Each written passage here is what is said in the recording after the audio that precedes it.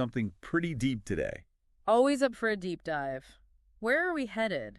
Well, we're going to be looking at this YouTube video by Myra. She's got this channel called Myra Ski Homestead 47, and the video is called The First Step to Success, Part 1. Okay, sounds intriguing already. What's the general vibe? It's all about spirituality and how connecting with a creator, like a higher power, can actually lead to, well, success not just in like a spiritual sense, but in life in general. Interesting. So it's like looking at the link between spirituality and achieving goals, maybe. Yeah, exactly. And she talks about it from her own experiences, so it's not just like a theoretical thing. Personal stories always make things more relatable, don't they? So what's her background? What kind of experiences led her to these beliefs? Right. So she starts off talking about growing up like a pretty typical American family, the usual ups and downs. Yeah, that classic coming-of-age story. Totally. But she says things really shifted after high school. Uh-huh. So that's when the spiritual journey really kicks in. Yeah. And she uses this phrase backsliding a lot. It's like she tried different paths, different faiths, went to church, even tried a mosque for a bit. Trying to find her place, huh? Exactly. But she felt like she drifted away, like wasn't fully committed.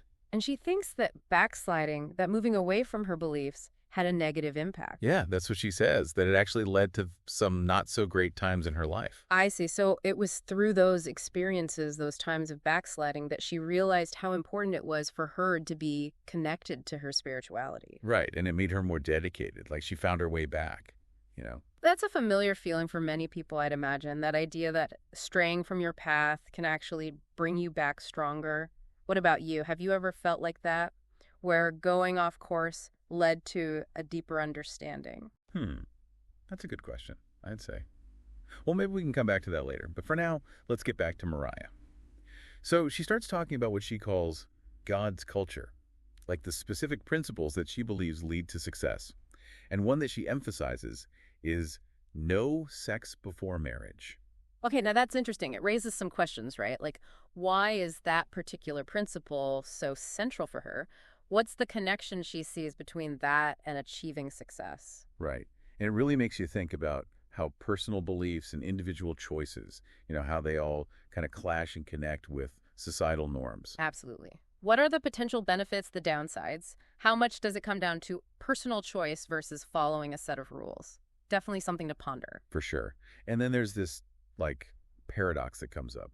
She's all about spiritual purity, but she also really wants to be wealthy. Like, she talks openly about wanting to be rich and successful. Huh. So we've got this interesting dynamic between spiritual values and material aspirations. Exactly. And she doesn't see them as conflicting at all. That's a good point. It challenges the idea that you have to choose one or the other, right? Like, can you be deeply spiritual and still strive for material success?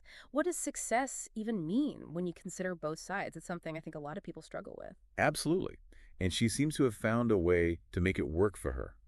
She even gives specific steps for staying connected to, what she calls the creator. Oh, that's interesting. So what are some of these practical steps she suggests? Well, she talks about things like fasting, prayer, meditation, and these cleansing rituals. I see. So practices you find across different spiritual traditions, really, things that focus on purifying the mind and body, connecting with something bigger than yourself. Yeah, exactly. And it makes you wonder, what are the different ways people connect with their spirituality? It's a very personal thing, isn't it? Finding those practices that resonate with you. But before we go too far down that path, she also talks a lot about the importance of positive energy. Oh, right.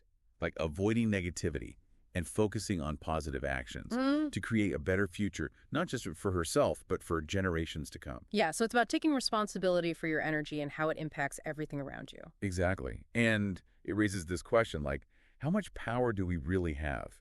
Can we shape our reality through our thoughts and actions? What about personal responsibility? Where does that fit in? Those are big questions. Yeah. And they go way beyond just Mariah's story, right? It makes you think about your own life, your own beliefs. Totally. Point. What do you think about that?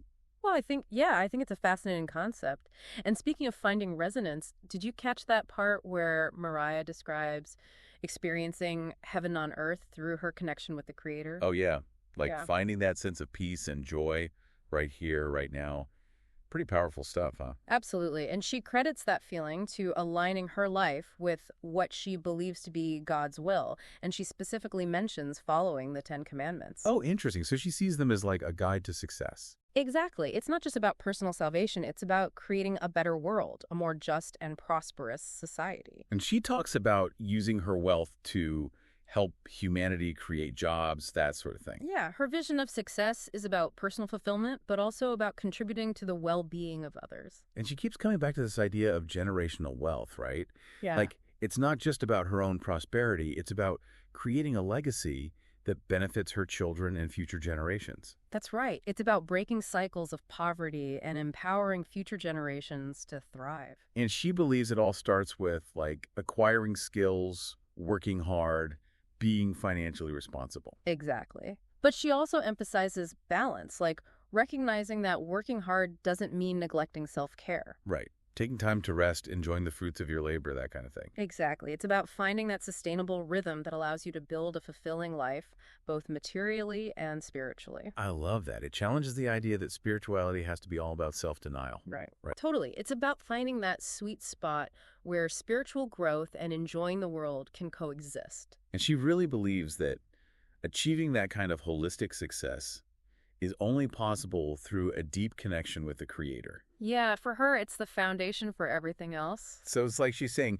true success is this multifaceted journey, spiritual growth, material abundance, making a positive A impact. journey that takes constant effort, purification, staying aligned with your spiritual principles. And she's very open about the fact that it's not always easy, right? Like she talks about her own struggles with what she calls demonic energy. Oh, right, and how that came from actions that went against her beliefs. It took her years to purify her holy temple and reach a place of spiritual alignment. It really makes you think about the challenges and setbacks we all face. Like, how do you overcome those moments when you feel like you've strayed from the path? It highlights the fact that spiritual growth is a continuous process, right? It's not about reaching some perfect state. It's about constantly refining ourselves, learning from our mistakes. And she emphasizes that it's not just internal work, it's external too. Like creating a positive and supportive environment around yourself. Yes. She talks about the importance of surrounding yourself with positive energy, avoiding negativity, and being mindful of the people you choose to have in your life. It's about building a life that supports your growth, your goals. Exactly. And something else that really stood out to me was her emphasis on speaking positively. Oh yeah, like how negative speech can be destructive, while positive speech can uplift and inspire. It's a powerful reminder that our words have power, right? They can shape our reality, affect the energy around us. So, by choosing our words consciously, we can create a more positive environment for ourselves and everyone around us. Yeah, it's like our words have this ripple effect, They go out and impact not just us, but everyone around us. Exactly, and it brings us right back to Mariah's main point, right? That to succeed in anything, you have to start by acknowledging the Creator. Like recognizing that there's a higher power, something bigger than us, guiding and supporting us along the way. And even though Mariah's take on it is specific to her beliefs, this idea of seeking guidance and strength from something beyond ourselves is pretty universal, isn't it? Oh, absolutely. It's about connecting with something greater, something that can help us get through tough times, achieve our goals, and live a more fulfilling life. And that journey is going to be unique for every single person, right? What speaks to one person might not speak to another. Totally. And that's okay. The important thing is being open to learning and growing and finding what truly resonates with you. Couldn't agree more. And another thing that really struck me was Mariah's focus on personal responsibility. Yeah, like it's not about waiting for things to happen. It's about taking charge of your life, your choices, your actions. It's like we have the power to create our own reality, to achieve our goals, as long as those goals align with our spiritual values. And that starts with realizing that everything's interconnected, right? Our thoughts, our words, even our actions have a ripple effect. Like we're all threads in this big tapestry of life, and our choices contribute to the overall picture. It's a perspective that understands the delicate balance of the world we live in. And she even talks about, like, holy matrimony and how sacred sex is within marriage. Right. Tying it back to spiritual purity and ultimately to success. It's fascinating how she brings those ideas together. It suggests that our actions can either enhance or diminish our spiritual energy. And by aligning our actions with our spiritual beliefs, we can create a more fulfilling life for ourselves. So it's not just about accumulating wealth or getting approval from others. It's about living a life that's true to your values and aligned with a higher purpose. And that often means letting go of things that no longer serve us, right? Old patterns, old beliefs. Exactly. She calls it cleansing our temples, making space for positive energy and growth. And she gives really practical tips like fasting, prayer, meditation, surrounding yourself with positive influences. It's about creating a life that nurtures your spiritual growth. And it's an ongoing journey, right? There will always be challenges and setbacks. Absolutely. But by staying connected to the Creator, we can face those challenges with more grace and resilience. Mariah's story is so inspiring. It shows the power of faith, of perseverance, and of really committing to a life of purpose. It really makes you think about how our beliefs can shape our lives and inspire others. Yeah. We all have the potential to achieve amazing things, both materially and spiritually, as long as we have that higher vision and take responsibility for our own growth. So, as we wrap up our deep dive into Mariah's video, what are your main takeaways? What stands out to you the most? Wow, we've explored a lot today, haven't we? The connection to the Creator, finding success in different areas of life, it's all connected in such a fascinating way. And it's a journey that unfolds differently for each person, right? What matters is finding what truly feeds your soul. That's a beautiful way to put it. Thanks for joining us on this deep dive, everyone. We hope it's given you some new insights and inspiration. And until next time, keep exploring, keep learning, and keep seeking that connection that brings you closer to your own truth. Take care, everyone.